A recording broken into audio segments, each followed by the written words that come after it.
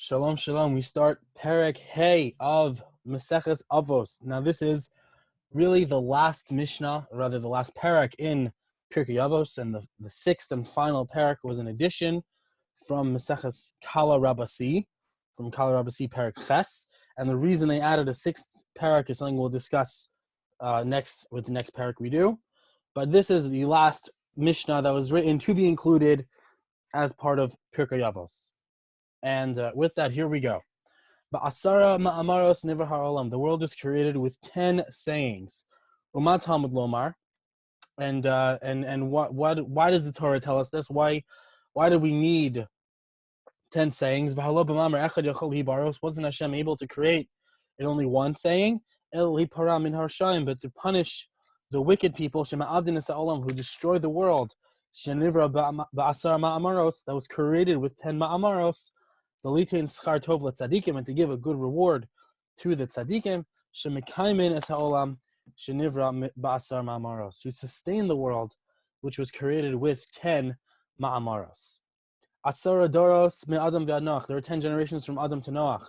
V'hodia kama erech hapayim lefanav, to tell you how much patience God has for His creations. Shekol doros hayu machisin uva'in, because every single generation was infuriating Hashem, ad shehevi alehem esmei hamabel, all the way until He brought down the Mei Hamabel, the flood. Asara doros minoach v'ad Avraham, and there were 10 generations from Noach to Avraham. Lodia kama erech hapayim lefanav, also to tell you how much patience Hashem has. Shekol doros hayu machisin uvain, because every generation they were infuriating Him. Ad sheba Avraham, until Avraham came, b'kibel alav schar kulam, and he received the reward, or the potential reward, of all 20 generations that occurred before him. Asara nisyonos nisnasa Avram Avinu alav Hashem. There were 10 tests that Hashem tested Avraham Avinu with. This is the Makor. People wonder, where's the source that Avraham had 10 tests? Right here. Pirkei Avos, chapter 5, Mishnah Gimel. And what exactly the 10 tests were is a machlokas. There are a couple of opinions. Pretty much everyone agrees that the Akedah was the 10th test. But regarding the content of the test previously, what were the other 9 that led up to that one final test? There is some discussion about that. The Amad Bekulam, and Avraham withstood all 10 tests. L'hodia, to let you know, Avinu ala Hashem.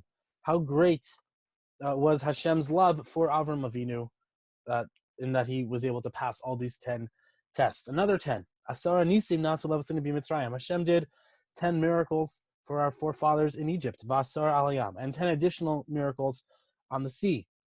We learned, in the just recently in Pesach, that the famous Maimer with Rabbi Akiva, that if Hashem did 10 miracles in Mitzrayim, then with his yad, he must have done 50 by the ocean, or maybe it was 200, or maybe 250. Famous piece in the Gemara here. We have 10 nisim in Mitzrayim and 10 by the sea. Eser makos hevi HaKadosh Baruch Hu al Mitzrayim b'Mitzrayim. There were 10 makos, 10 plagues that Hashem gave the Mitzrayim in Egypt. The Eser al Hayam, and 10 additional ones by the sea. Asara nisyonos nisa avosinu as hamakom baruch hu b'midbar. There were 10 times that the Jews tested, our forefathers tested Hashem in the desert. Shnemar, as it says, vayinasu osi ze aser pamim. They have tested me these 10 times. V'lo shamu b'koli, and they did not listen to my voice. Asara nisim nasu lavosinu b'beis hamikdash. There were 10 miracles that were done for our forefathers in the Beis Hamikdash. And here, for the first time, the Mishnah is going to tell us what exactly these 10 miracles were. Maybe because the others, a person could just look in the Chumash and count for himself or check for himself. But here, these are 10 miracles which are not specified explicitly in the Tanakh. Here we go. 1. Lohi pila isha mereach besar hakodesh. There was never a woman who miscarried because of the smell of the holy meat, of the meat. It was a slaughterhouse. You got to imagine a big slaughterhouse with lots of animals, and the animals are probably, animals. They're probably pooping all over the place, and there's blood all over, and there are animals that are screaming, and it was a madhouse. It was a slaughter. Like, imagine Erev Pesach at the Beis Hamikdash. Just one slaughter after another. There are pools and rivers of blood running. But nevertheless, with all that going on, no woman ever miscarried because of all that smell of basically death, we would say. Lots of raw meat and all the blood, very disgusting things. But no woman ever miscarried. And if you understand what it looked like, what it must have been going on in the Beis Hamikdash, that is a pretty big miracle. Number two, and the meat that the holy meat that they shechted it never went bad.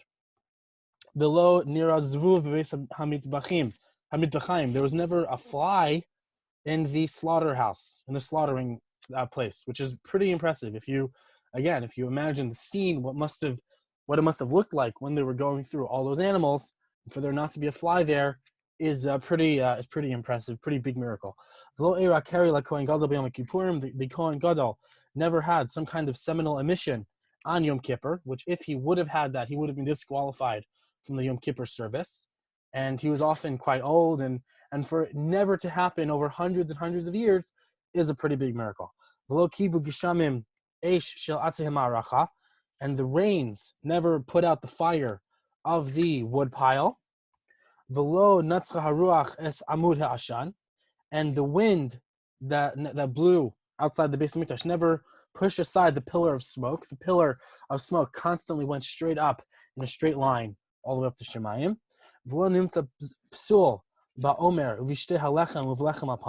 There was never any kind of psul, any kind of disqualification found in the Omer korban, or in the shtei lechem, and another kind of korban, or in the lechem apanim, which were kinds of bread that they put out once a week.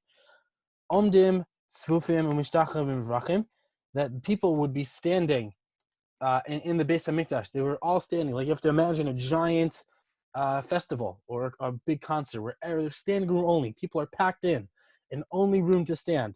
Everyone would be standing straight up and very crowded. Umishtachavim rivachim, but they all had enough room to bend down and to bow all the way. Now, bowing in the Beis Hamikdash was not just bowing while standing. They would literally get down on their knees on the floor and bow. For all those people to be stuck without any room to move while standing, to have enough room while bowing, is a pretty big miracle. There was never any snake attack or scorpion attack in Yerushalayim as long as the Beis Hamikdash was standing. And a person would never say to his friend that I didn't have enough room, or it was too cramped for me to stay over in Yerushalayim. Now, this last one is something that we should consider ourselves, that maybe it was also a product of the great hospitality of the Jews who lived there, that they opened their houses and they allowed, and it was just a big avirah of simcha and shalom and reus and joy and friendship and coming together, and everybody was coming together. And you could imagine a lot of people were putting out food, and very similar to Meiron and Lag BaOmer, I would imagine. And all these people just coming together and experiencing the joy of the holiday together. We should one day experience it again. B'mheira u'v'yameinu. And but those are the 10 miracles that happened in the Beis Hamikdash. Asar dvarim nivru be'erev Shabbos bein hashmashos. There were 10 things that were created on Erev Shabbos, right at the end of the day, right at twilight. Be'elohein. These are the 10 things. Pi haaretz, the mouth of the earth, which swallowed Korach and his whole group in Bamidbar. Upi ha'be'er, the mouth of the well of Miriam, which gave the Jews water in the desert. Upi ha'ason, the mouth of the donkey, which spoke to Bilam. Va'keshes, the rainbow. Va'aman, and the man that the Jews ate. Va'hamateh, and Moshe's stick. Va'shamir, the shamir worm, which would help them cut the stones of the Beis Hamikdash without using any metal tools. You're not allowed to Isser D'Oraisa to use metal tools in the construction of the Beis Hamikdash. Va'ksav, and letters. Va'michtav, and writing, the ability to write. V'haluchos, and the luchos. So the letters, the writing, and the luchos of all of the luchos that were created on Erev Shabbos. Yesh Omrim, and there are those that say Af Mazikin, even the damagers, which some understand as demons, some Rambam understands as other things. Ukfurasa Shema Moshe, and the graveyard or the burial place of Moshe. The Elu Shel Avram Avinu, and the ram, the ayil of Avram Avinu that he used during the Akedah. The Yesh Omrim, and some also say Af Tzivas v'Tzivas Asriya. Also the Tzivas made with Tzivas. And for more details, look into that on your own. Zion, Mishnah Zion. Shiva Devarim Bagolam. There are 7 things in a Golam. A Golam, quite literally translated, is an idiot, someone who's not very smart. The Shiva B'Chacham, and 7 things that are existing in a Chacham, a very wise person. Now, so if a person wants to be wise and wants to know the derech lechachma, the path to wisdom, this is the Mishnah to study in very serious depth. Let's try to look into it. Chacham einu medaber b'pnei mishu gadol mimenu b'chachma u'v'minyan. A wise person never speaks in front of someone who's greater than him in wisdom or in number. Ve'eno nichnas l'toch divrei chavero. He never tries to interrupt when his friend is talking. Ve'eno nivhal lahashiv, and he's not quick to answer. He always thinks and contemplates before he answers whatever question he's asked. Shoel ke'inyan umeshiv ka'alacha. He asks in the same topic which they are learning, umeshiv ka'alacha, and he answers the proper answer. V'omer al rishon, he responds to the first question first, v'alachor nachon, and the later questions he asks later, he answers later. V'al mash lo shama, and regarding that which he never heard, omer lo shamati, he says, I didn't hear, I don't know. Oh, if only we took this one line, and whenever we don't know things, we admitted that we're ignorant, and we realize it's not a bad thing. Oh, what a life we would be, what a world we would have, if people would be able to admit when they don't know something. Umodal ha'emes, and he concedes the truth. If he realized he was wrong, he doesn't turn it into an ego thing. He says, "Okay, you're right, I was wrong. I'm sorry." And again, if we only took that one bit of advice, man, would we have a different world. V'chilofehen bagolam. And the reverse is true regarding an idiot or a stupid person. Stupid people do the opposite of all these things. And I think it's very clear. A person who wants to be smart should take into account these 7 things. Shiv amine peranios ba'in la'olam al shiva gufa avera. There are 7 types of punishments that come to the world on 7 different types of averos. Miktsasan ma'asrin, miktsasan eno ma'asrin. There's some people, when some people give meiser and some people don't, ra'av shel batzoras ba'a. Then the hunger or a famine of drought comes to the world. Miktsasan re'evim, miktsasan seveim. Some go hungry and some have a lot of food. Gamru shelo la'aser. And when everybody decides to not give meiser, ra'av shel muhuma, vishel batzoras ba'a. Then the type of famine which comes from muhuma, which like an upturning, overwhelming of the entire world, vishel bitzoras ba'a, and also of drought, they all come to the world so that nobody will have food. Vishelo litol es achala, when they decide not to give challah. Challah is a little portion of dough that people have to give when they bake challah, when they bake bread. If they decide not to give that little bit of bread, ra'av shel kilaya ba'a, then a famine of complete destruction comes to the world. Excuse me, I thought I had to sneeze. Dever ba'la olam, and pestilence comes to the world. Al misos ha'amuros b'Torah, for the death penalties of the ones that are said in the Torah, shelo nimtzeru lebeisdin, which are not given over to Beis Din, meaning misa b'dei shemayim is given over through dever, certain kinds of plagues. Ba'al peros shvius, and also for the fruits of shvius. Someone who does not do the proper things with the Shemitah fruits, he takes it into his house. He doesn't allow poor people and animals to take from the fruit of his field. These are the things that bring dever to the world. Cherev ba'la olam, wars. Oivei, a sword, the war comes to the world. Al inui hadin, for delaying justice. This is a very frightening Mishnah. Ba'al ivus hadin, and for perverting the justice, perverting judgments. Terrible, terrible things. Val hamorim b'Torah shelo kalacha, and people who teach Torah not in the proper way. Very scary things. We should never know from any of these things. Mishnah Tes. Chai ra'a ba'la olam al shu hashav. Wicked, that bad animals, destructive animals come to the world because of false swearing, Val chilul Hashem, and desecrating God's name. Galus ba'la olam al ovdei avodah zarah. Exile comes to the world because of idol worship, val gilui arayos, and on sexual immorality, val shvichus damim, and on murder, ve'al hashmat ha'aretz, and because of violating shmita. These 4 things. Ba'arba prakim hadever misrabe. There are 4 different times when dever, pestilence or plagues, become very widespread. Baravis, during the 4th year, Vashvis, during the 7th year, Vemotzi Shvis, during the 1st year, Uvemotzai Chag, Shebekol Shana V'Shana, and after every Chag, Sukkos, during every single year. Generally speaking, Chag, even though we refer to all holidays as Chagim. Chag in the Mishnah and in the Gemara is only referring to Sukkot. Baravias, why in the 4th year? Mipnei Maaser Ani Shabashlishis, because of the Maaser Ani, the type of Maaser you give to poor people, Shabashlishis, which you had to give in the 3rd year. Bashvias, why in the 7th year? Mipnei Maaser Ani Shabashishis, because the same, we give Maaser Ani every 3rd and 6th year. If you don't, the 4th and 7th year, they're going to be big problems. Over Motzai Shvias, why on the year after the Shvias, after the 7th? Mipnei Peros Shvias, because of the fruits of the Shvias, the Shemitah, which if a person didn't do properly, give it to the poor people, then problems will come to the world at that time.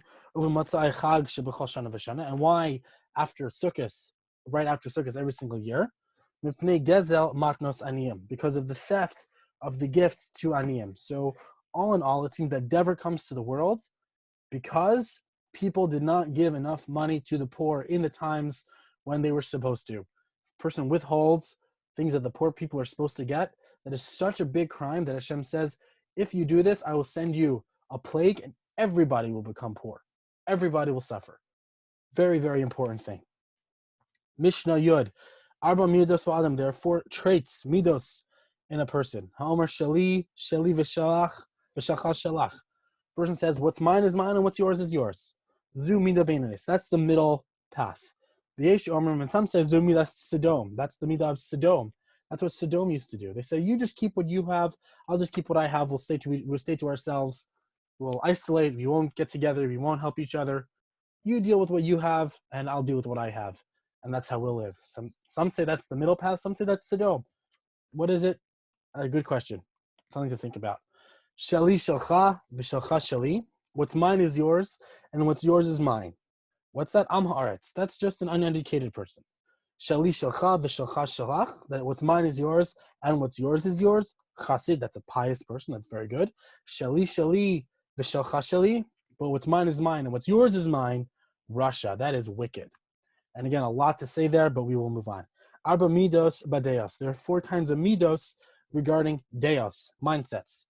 Noach lichos v'noach lirtzos. Someone who's easy to get angry. It's easy to get him angry, but also easy to calm him down. Yatsa scharo behefsedo. Then whatever he's gained is canceled by what he loses. Meaning, sure, it's easy. The fact that it's easy to make him appeased, that's a very good thing. But the fact that he gets angry, that cancels out whatever good comes about by him being easy to calm down. Kasha lichos v'kasha lirtzos. If someone, it's difficult to get them angry, but then very difficult to calm them down. Yatsa hefsedo bischaro. Then the loss is canceled by the gain. So that's one level of good. Kasha lichos v'noach lirtzos. If it's difficult to get someone angry and easy to get him to calm down, chassid, then that's a very good thing. Noach lichos v'kasha lirtzos. If someone is easy to anger and hard to calm down, Russia, that's a wicked person. And I'm sure we all know examples of all these types of people. We should all strive to be very calm and easy, and take a while for us to get angry and easy to calm us down. Arba midos batalmidim. There are 4 types of students. Maher l'shmoa and maher la'abed. Someone who's quick to understand, but then he forgets very quickly as well. Yatsa schara b'hefsedo. His gain is canceled by his loss. Kasha l'shmoa v'kasha la'abed. It's very hard for him to understand. It takes a long time for him to understand v'kasha la'abed. But once he gets it, he got it. Then yatsa hefsedo bischaro. Then the benefit outweighs the loss. It's good. It's good that he can remember for a long time. Maher l'shmoa v'kasha la'abed. If somebody he understands quickly, and once he gets it, he got it. He remembers it for a long time. Chacham. That's a wise person. Then kasha l'shmoa u'maher la'abed. If somebody, it's very hard for them to understand things, but then once they get it, maher la'abed, they lose it quickly. Zeh chilek ra. That's a very poor portion, and it's a shame that some people have brains like that. It's harder for some people and easier for some people, but a person should always put in as much effort and try to learn and retain as much as they can. Arba midos benosne tzedakah. There are 4 types of people who give tzedakah, who give charity. Harotza sheyitain v'lo yitnu acherim. One who wants to give, but that other people should not give. Eino ra V'shel hacherim. He has an evil eye regarding other people. Yitnu hacherim v'hu lo yitin. He wants other people to give, but he should not give himself. Eino ra'a b'shelo. He has a bad eye for himself. Yitin v'yitnu hacherim. He wants himself to give, and that others should be able to give also. Chassid. That's a very good, righteous person. Lo yitin v'lo yitnu hacherim. He wants that he should not give and other people should not give, that nobody should give charity. Russia. That's wicked. That's an evil person. There are 4 types of people who go to the Beis Medrash, to the yeshiva. Someone who goes but doesn't do anything. Then the reward of just going, he has that in his hand. That's good. If someone wants to go, or if someone does learn but does not go to the Beis Medrash, he learns at home. Then he has the reward of actions in his hand. If he goes and he learns in the Beis Medrash, chassid, he's a pious person. If he doesn't go and doesn't do anything, Rasha, he is an evil person. There are 4 types of people who sit in front of chachamim. Svug, a kind of a sponge. Umashbech, a funnel. Mishameres, a strainer. Vinafa, and a sieve. Sfug, what's a sponge? Shehu sopeg asakol. It absorbs everything and retains it. A mashbech, what is that? Why is one of them called a funnel? Shemachnis bezo umotzi bezo, because the information goes in one ear, and literally right out the other. It's like a funnel, in and right out. Does not retain anything. Mishameres, and a strainer. Shemotzi asagayin, because it lets the wine fall through v'koletes asashmarim, and retains some kind of grape sediment. So he does retain something, but the majority and ideally the most important part has just seeped right out of his mind. V'nafa, and the sieve, shemotzia asakemach v'koletes esasoles, because it lets out the big clumps of flour and retains the nice, beautiful, fine flour. And that's the best way, that a person takes the best from everybody and rejects what is are not good to take from different people. Mishnah Tes Zion. Kol ahava shehi teluya b'davar. Any love which is dependent on anything, batel davar, b'tela ahava. When that thing goes away, the love will also go away. And we should strive to be in relationships and to be ourselves people in relationships where we love unconditionally. That applies to one day marriage, Bezrat Hashem, but also in relationships with other people, relationships with children, with parents, with everybody. Be the kind of person who loves unconditionally, where it's not contingent on silly things which can be destroyed, destroying the love and then destroying the relationship as well. But if the love is not dependent on anything, it will never be mevatel, will never go away forever. What is love which is dependent on something? Zu ahavas Amnon v'Tamar. That's the love of Amnon and Tamar. See their story in Tanakh. Very incredible story. And a love which is not contingent on anything. Zo ahavas David Yonasan. That's the love that David and Yehonasan had together. Yehonasan was the son of Shaul, and David and he was David's best friend, and they loved each other very much. Even when Shaul was pursuing David to kill him, they remained very, very close friends. Again, see the relevant psukim in Shmuel. Incredible story between David and Yehonasan as well. Kol machlokas shehi l'shem shemayim. Any disagreement which is l'shem shemayim, sofa l'skayim. In the end, it will endure. V'she'en l'shem shemayim, machlokas which is not l'shem shemayim, ein sofa l'skayim. In the end, it will not endure. Ezohi machlokas shehi l'shem shemayim. What is the machlokas that is l'shem shemayim? Zu machlokas Hillel and Shammai. That's the disagreements of Hillel and Shammai. V'she'en l'shem shemayim. And what's not l'shem shemayim? Zu machlokas Korach v'kol adaso. Machlokas of Korach and his entire assembly with Moshe Rabbeinu. Kol ha-mevaze es harabim. Forgive me. Not mevaze. We forget. Kol ha-mezakeh es harabim. Entirely changes the entire Mishnah. Anybody who brings zchus, merit, to the majority of people, ein chet ba al yado. There will never be a sin that comes to his hand. Kol ha-machati es harabim. Whoever causes the majority to many people to sin, ein mafsikim biyado la'asos tshuva. He's never given enough in his hands, enough time, enough potential, enough ability to do proper tshuva. Moshe zacha v'zika sarabim. Moshe was zocha, and he brought merits to the rabbim. Zchus harabim talui bo, and the merits of many people are hung on him. Shneimar, as it says, Tzidkas Hashem asa, that he did the righteousness of Hashem, u'mishpatav im Yisrael, and he did mishpat, judgments with Yisrael. Yeravam chata v'hechati yasrabim, Yeravam sinned and caused the Rabbim to sin. Chet harabim talui bo, then the sin of the majority of the people, they were all hung on his own head. Shneimar, as it says, al hachatos Yeravam ben Nevat, on the sins of Yeravam, asher chata, that he sinned, v'asher hechati es Yisrael, and also that Israel sinned. And again, the story of Yeravam, one of our most wicked kings, see the whole story in Sefer Melachim Aleph. Kol mi sheish b'yadav shlosha devarim halalu. Whoever has the following three things in his hand, he is praised. He should be mitalmidav shel Avram Avinu. He should be from the students of Avram Avinu. Ushlosha devarim acherim, and anyone who has three other things in his hand, mitalmidav shel Bilam harasha. He's considered one of the students of Bilam the evil. Ayin tova, a good eye, v'ruach nemocha, and a humble personality, v'nefesh shvala, and very small, to be a humble person. And then that person who has those three, mitalmidav shel Avram Avinu. He is from the students of Avram Avinu. Ayin ra, but an evil eye, a bad eye. V'ruach gavoa, a very, very haughty, arrogant spirit.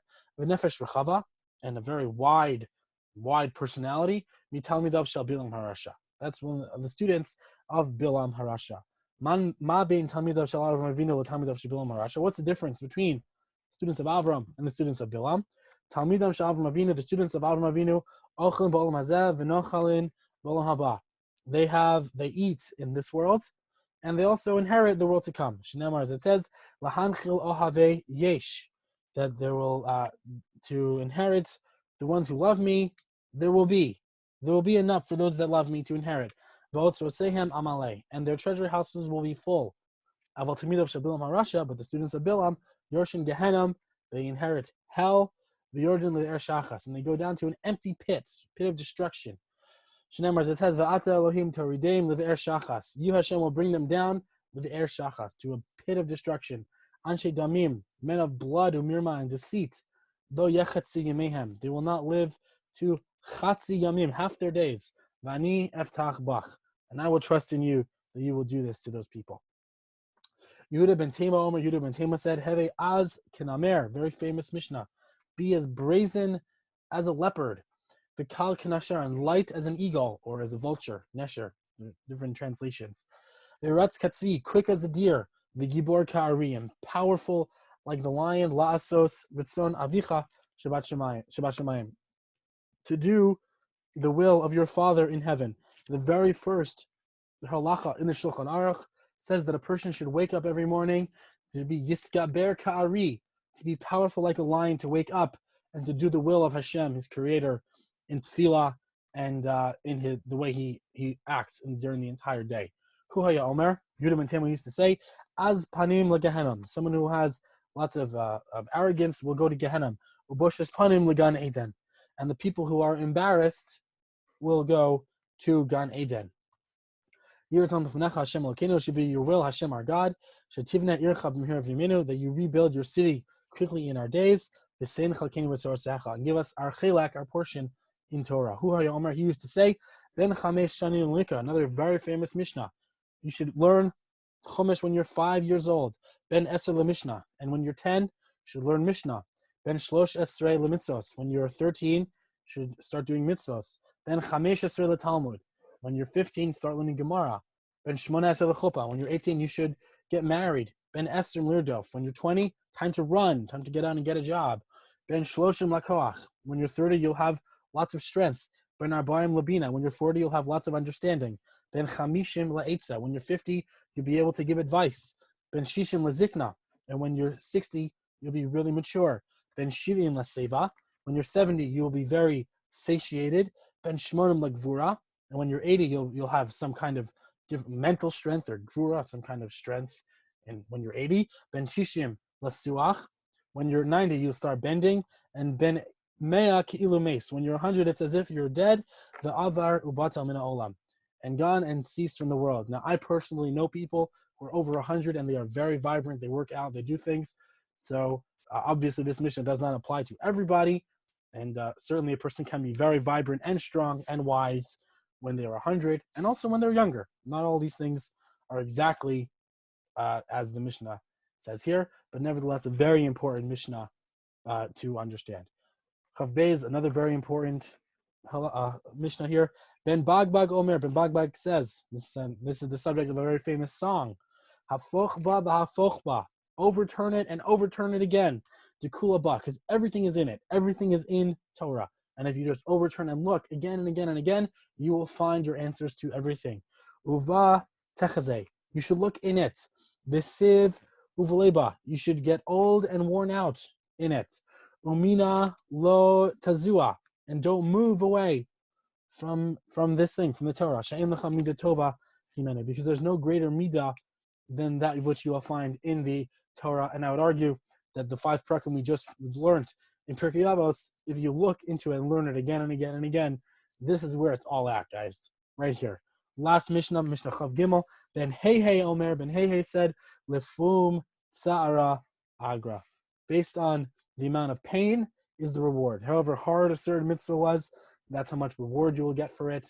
And I hope that at least this parak and the prakim we learned weren't too difficult or too hard. Nevertheless, I hope we do get a lot of schar from learning it together and getting through these delicious, beautiful Mishnayos. And we will finish with parak Vav, which isn't really chapter 6 of Pirkei Avos. We will discuss that next time. Hope that was clear. Hope you all have a wonderful day.